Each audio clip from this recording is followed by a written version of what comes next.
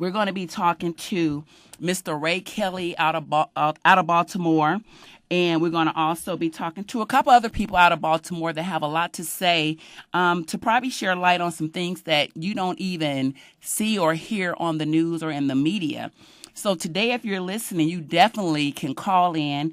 And the call-in number is 702-647-3688. So also, so just, get your thoughts together. Let us know what you're thinking in regards to all the death that's been surrounding everything that's been going on. And we're going to change that number that we gave you. The call-in number is 702-534-1488. So, again, I am your host, Vanessa Jackson. Vanessa? And then there is Ms. Vanessa? Yes? We're going to go ahead and keep that 702 Okay. 647 3688. We're actually waiting on your guest to call on that other number, so we don't want to keep that line busy. So, again, if you want to call in and chime in on the conversation, it's 702 647 3688.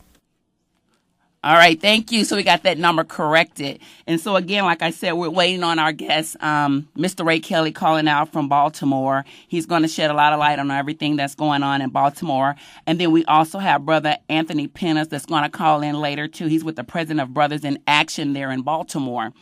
So, I'm just appalled about a lot of things and the issues that has been going on over the country with all these deaths revolving in police shootings, people that's supposed to serve and protect us. And it's like, how do you feel comfortable or safe for even being pulled over, not knowing what's going to happen or what the outcome of that is going to be? You understand? So, if you're out there and you're listening, give us a call and shed some light on some of how you feel about that. Or have you been where you've been pulled over and, encounter some different things with far as harassment from the police department. Now, not saying all police, there are some really great police out there that, that really do their job. However, we have those that just, I don't know if it's the badge, the blue suit, the authority that they have, or what's really going on. So, call in and talk with me. Let's see what's going on. And we're still waiting on our caller to get on the line and everything because they're having some issues out there that they're dealing with. So just give us a little bit, a few minutes to get them call in on the line and we'll definitely speak with them. So call in and share your thoughts.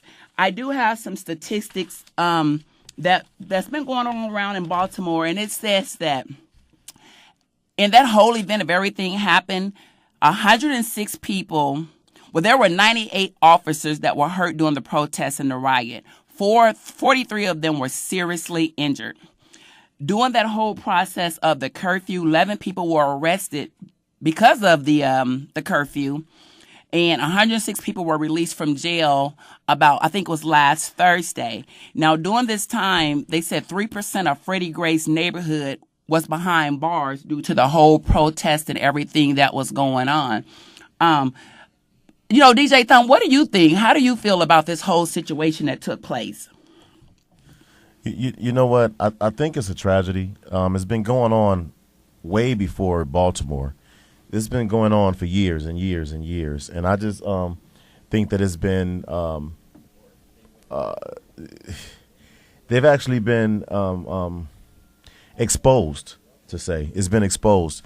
You know what? I think also we always try and blame like our parents. A lot of folks blame the parents, saying that it starts at home, and I kind of agree with that, Vanessa. I really believe that we ought to teach our children at home how to, first of all, respect authority. Absolutely, that's one end of it, because a lot of times and I'm not saying that the police officers were right, because they were definitely wrong. Wrong. That's hands down. They were definitely wrong. But a peaceful protest is fine. An angry protest, tearing your city up and tearing things up that's in your community, what is that going to do? Now, I have to agree with something, because I personally, I'm tired of protesting and marching and then 2-3 weeks later, it's back to business as usual. We forget about it. We forget about the Trayvon Martins. I remember we had the big marches when that happened, and then a couple weeks later, it's like we forget about it. So what do we do outside of protesting? What is that happy medium that we do that's past protesting but not angrily protesting? What's that happy medium? And that's true because that's protesting. What people don't understand is short term. That's a short-term solution. It's how do we go beyond that? What do we do after the fact than just protesting? Protesting is good. Yeah, we're taking a stand. However, it takes more than just taking a stand. It's making people accountable. We have to start doing things in our homes with our children, our families to teach them of how to conduct themselves when they're out, how to conduct themselves when they're dealing with those that are in authority, because we got a lot of hot heads out here. And maybe, if we take the initiative to do something, maybe we could prevent a lot of this stuff as well and still make sure that everybody's held accountable for what they're doing. So. I agree with that. I totally agree. Someone has to be accountable for what's going on. I mean, I'm really tired of seeing it in the news, and this is going on. I see it on Facebook a lot, and police officers that are going way beyond what they're supposed to do.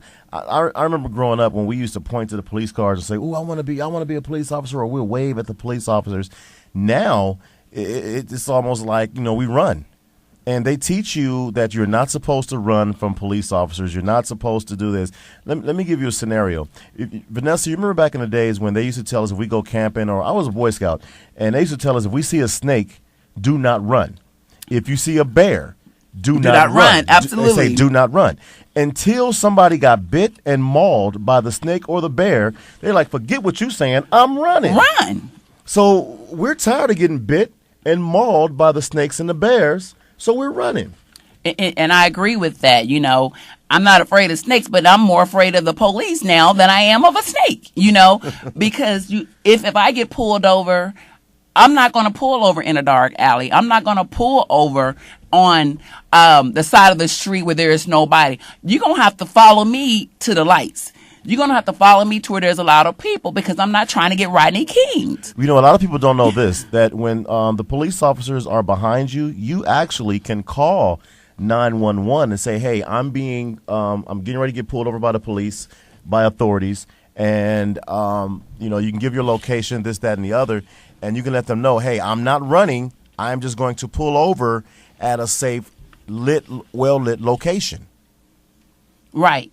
And you have to, it's because you have to protect yourself. And I see that one of our Baltimore callers, Brother Anthony Pena, who is from the Prisons of Brothers in Action, he is on the line with us now. Anthony, are you there? Yes, ma'am. Greetings to all. Greetings. Thank you doing, so Brother much Anthony? for calling in today. We really appreciate you. And first of all, I would like to say, Mr. Pena, brother, that thank you for getting involved, doing the things that you're doing to help the city of Baltimore. Now, with the listeners listening to you today, can you want to share some light as to what your involvement is into the community? Yes. Good morning to all once again. I am basically an administrator here in Baltimore City and school system.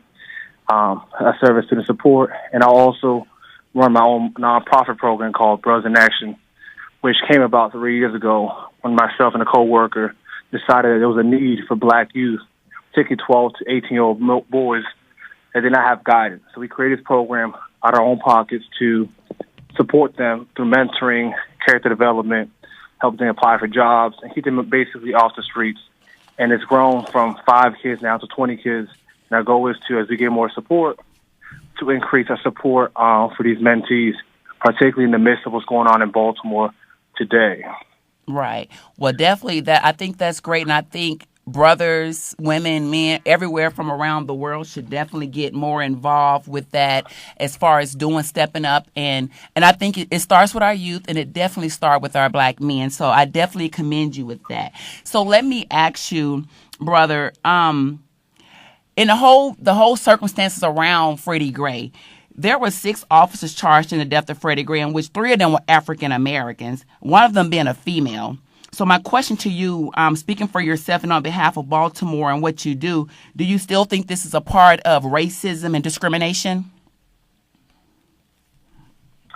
Yes, I think there's a misconception that's happened with since Obama got elected. We all believe we're post-racial and post-racist when we're really not. Putting a black face in front of people does not mean they're in charge. They're still puppets controlled by those in power. And so, yes, we might have a black mayor, black officers, but it's still controlled by those who are not look like you and I. So there's a misconception saying that there is a change, but there is not. So I do believe we have this concept we're trying to fight called black elitism, which basically means that you become successful, privileged, and you often forget your own cultural and racial backgrounds. So in a sense, not to be funny, but it's like almost the metaphor will be an Oreo, where you're black on the outside, but inside there's some things you're dealing with internally that makes you in your mind think you're white. Right. Brother Anthony, this is DJ Thump. How you doing, sir? Hello, can you hear me? Yes, sir. Okay, I have a question, and I understand that there are some people that are out there that are to the point of past, as we can say for the light terms, past the point of festivity. What is the happy medium? I know, like I was stating earlier, there's a lot of people that are just tired. We're tired of protesting, and then 2 to 3 weeks later after, it's back to business as usual. What is that happy medium to where, you want to protest, but you don't want to tear up your community? What do you suggest, or what do you think that people should do? There's a few things. I think a lot of times people think protest means we do sit-ins and marches. That took place in the 60s, and we saw that propose a temporary solution to a bigger problem. Once we protest, we have to organize among a key message. What is our message? Is it against police brutality? Is it against social injustices in the criminal system? What is it? Once we define that message, we have to then have solutions, and that's when you bring in your street organizations like Bloods and Crips, BGF, mentoring programs like mine, and other people involved to create a committee that actually has actionable steps. It cannot be a uniform movement if it's just focused on many issues. Because what happens is people lose the message. And if you saw the civil rights movement, it fell apart because then people started focusing on poverty, on women's rights, gay rights. I mean, you name any solution, they started incorporating it into civil rights movement, so it lost its impact. Not to diminish other movements, but we have to be specific to what we want. And that means we cannot be afraid of talking to the street organizations. We cannot be afraid of talking to religious organizations. And most importantly, the young people's voice needs to be heard. And that those I people agree. A few weeks ago in the street, those people in the streets were the young people. They're sick and tired of seeing Tamir Rice, Trayvon Martin, Jordan Davis getting killed. They're a few years apart. But let them be the forefront of the message. What do they want? It cannot just be the adults dictating what's going to happen, because else we're going to have another movement like this again in a few years in a different city. Right. So let me ask you this, Brother Penna. Do you think that the mayor, Stephanie Rawlings Blake, is doing a great job in the city? Because I know when she put the curfew on, I kind of follow her on Twitter. I seen that she got a lot of backlash saying that she shouldn't have been, put the curfew in, and then she lifted it. Do you think that the curfew was necessary for the city of Baltimore? Absolutely not. Think about a lion. If you put him in a cage, they're going to get upset. And then we try to feed it, they're going to attack you. So we cannot, someone was upset. They had them, were the kids right in rioting? Absolutely not. But that was their way of expression. How many of us, when we're kids, got mad and punched a wall or broke something in the house? That was their way of speaking up. And so Dr. King said it best, the riots are the language of the unheard. So in their mindset, that's how they express themselves. For the mayor to call them thugs and criminals, those are my students, my mentees. That could have been me 10, 15 years ago in the street doing it. So for them to call us that, you've killed a movement. And that makes a lot of sense to me. So with the mother, Latoya Graham, who has a son, Michael Singleton, do you feel that she saved his life by going out there to beating him out of those streets?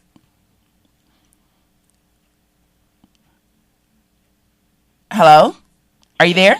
I'm sorry, repeat that. Okay, so with what you're saying about the curfew and everything, so with the mother, Toya Graham, who her son, Michael Singleton, was out protesting, do you think that that was probably a way of saving his life? Do you think she saved his life at that moment? Well, I cannot speak for someone else, but every parent or guardian or mentor or whatever wants the best for the child.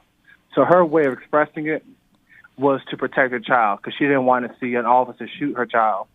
So, in a sense, she was doing the best she thought was best for her child.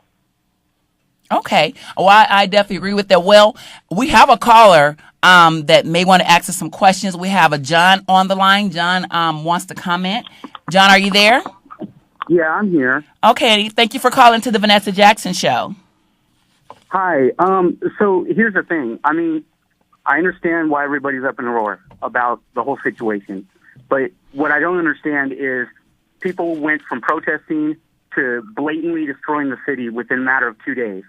The thing is, within that time frame, before the gray matter, there were multiple homicides, both black and white, and the majority of them being black. Nobody brought those situations up. Okay. On top of that, between the time, there's been 36 murders within a week of the gray matter.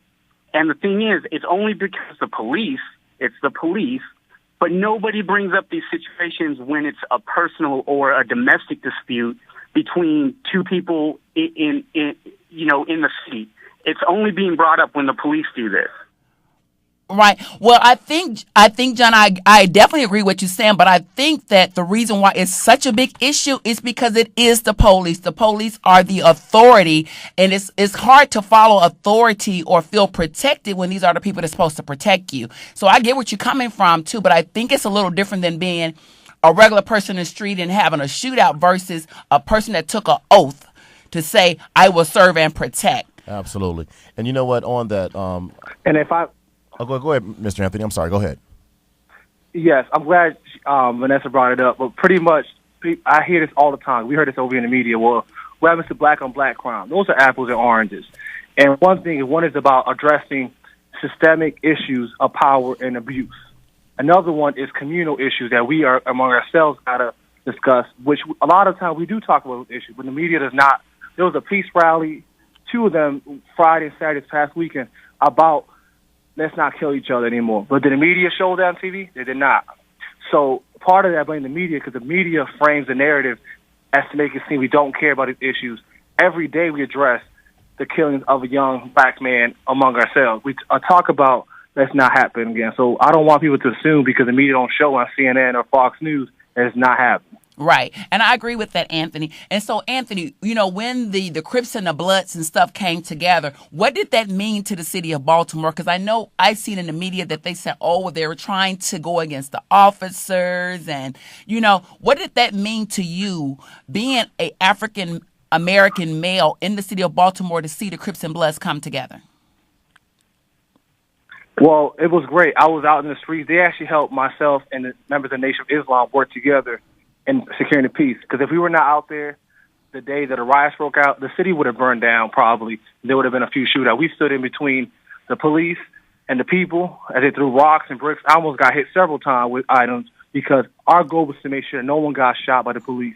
And the Crips and Bloods and BGF, they were not trying to hurt nobody. They were there helping with traffic, helping women and children get home, that they're not in the midst of the tear gas that was thrown on children. So they actually have been really helpful in the movement to change Baltimore, and not just Baltimore, to any city that may impact. Because honestly, Freddie Gray's Baltimore. Baltimore is just one train stop away of a journey. The next city could be yours. You never know. And it goes on because, first it was where? In St. Louis? Was it St. Louis where the other one was, right before that? Ferguson, and then, was it New York? Well, Mr. Anthony, I have a question for you really fast, and we're short on time, unfortunately, but I have a question. What are some of your students, what are they saying? What are their feelings? What are their emotions? Can you bring that to our Las Vegas listeners? What are they saying to you, and how are they feeling right now? Because I know the media is expressing it one way, but we want to hear how these children are expressing themselves and how do they feel about what's going on? Very good question. So the youth are pretty much upset because, like I said, many of them were 9 years old, 10 years old when Trayvon Martin got killed. And after that, we had Jordan Davis. It was a litany of different young people that were a few years apart from them. And so what they say to us is that they don't hear us. And so for them, that was their frustration. And now I talked to many young people. They all say, that's stupid. They shouldn't burn down CVS. Where are we going to go get our snacks? They shouldn't have burned down the grocery store. Where would we go to get our items? So a lot of them are upset that happened. But then again, when you're emotional and not logical, you react in the way that at that time is best in your terms. So, and a lot of young people are still frustrated. They're not heard. And no, are they happy with what happened? Absolutely not. But that was their way of sending a message to wake up not just Baltimore, but America itself and the world. Okay. And we have another question for you. I want to flip it a little bit. I noticed something that a lot of people probably didn't pay attention to during the Baltimore situation. And I want to see from someone that was there at ground zero how it really took effect. The men of the community stood in between, I saw in several cases, the police and the protesters to kind of take back their community. What was the true effect on that? And I think that is one of the things that each city that's watching should pay attention to, because, of course, we didn't get it from the news media. But tell us exactly how much of an effect that had on bringing the riots down as well. Very good question. So the men, I want to applaud all my fellow brothers out there from the street organizations, for the Nation of Islam, from Christians. We came together and said, we got to save our people. Yeah. And the people, to this day, every time they see us in the streets, thank you, thank you, thank you. Because they often said in the outlets out here, where are the black men? Where are the black men? Where are the black men? Exactly. And to that day, black men stood up. Mm-hmm. And so don't generalize about us that we're asleep. But when we wake up, we are live. So don't try to put us back to sleep because we have a few indictment charges. Mm-hmm. We have to continue to fight and be in the forefront to uplift our community and no longer be asleep anymore. Absolutely. So I encourage everybody in Vegas, Los Angeles, Houston, all the black men on the radio show, step up. Do something in the community. Don't just wait for a protest to happen. Create one. Exactly. Exactly. I commend you before for that. we have a situation like this erupt. Don't wait. Don't react. We have to respond and be more proactive in how we deal with our communities. Well, Anthony, I thank you so much for calling in from Baltimore. That was very relief for a lot of people to hear. So we appreciate you. We thank you. We ask you to keep doing the good work. And I'm hoping that the men are listening and stepping up. And remember, if you dream it and believe it, you can achieve it. I want to also give a shout out to Lori Hodge, all my listeners in Texas, Arkansas, California. I thank you all here in Las Vegas for supporting us. And I am your host, Vanessa Jackson. Live, love, laugh, and pray. Thank you. In the interest of community service, Power 88 presents live talk shows to inform, enlighten, and to stimulate thought and dialogue. The views expressed on this program are not necessarily those of the staff and management of KCEP or the EOB. Feel free to mail any comments to KCEP at 330 West Washington, Las Vegas.